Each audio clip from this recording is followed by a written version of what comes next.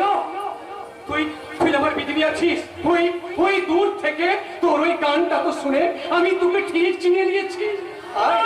High না রে বিজলি, হে আমার কাছে আয়, কাছে এসে আমার এই প্রাণটা তো জুড়িয়ে দে।